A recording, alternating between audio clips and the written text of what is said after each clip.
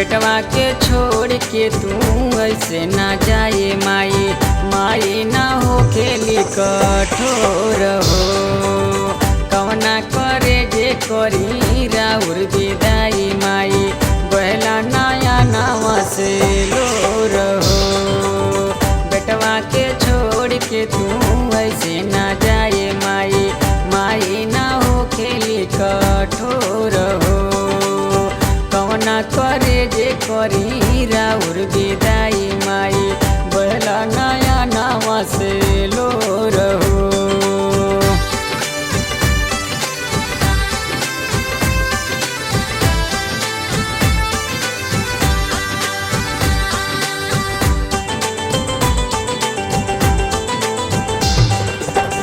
राउर चरण जब से गौआ में आइल, दर्शन मिलल सब कर मन हरसाइल।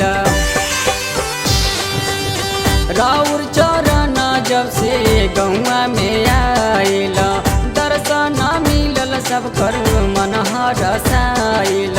बड़ा सुख मिलल 9 दिन संगवा में रहलू माई, अब जालू काहे मुँह मोर हो।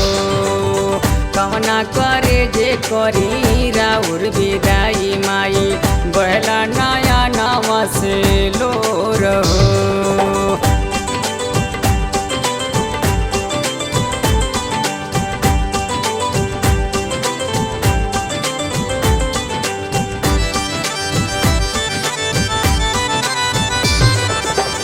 भइल कोनो गलती अगर कई दी माफ हो, बारू कृपालु दयालु मैया आप हो।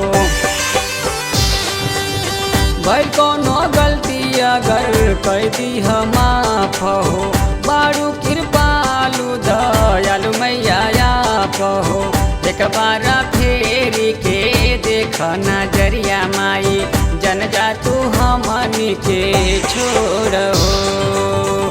कवना करे जे करी राउर विदाई माई, बहला नया नावा से लोर हो।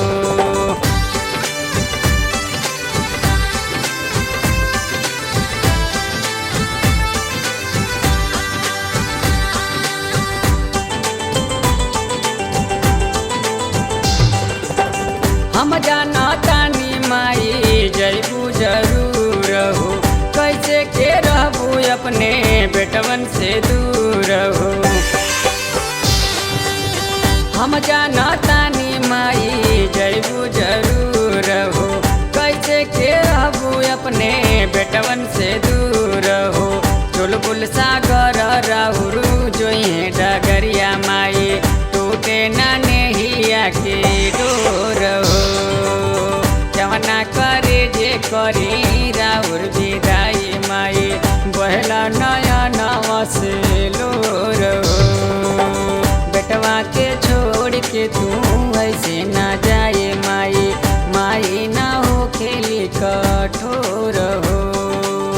कवना करे जे करी राउर विदाई माई, बहला नया नावा से लोर हो।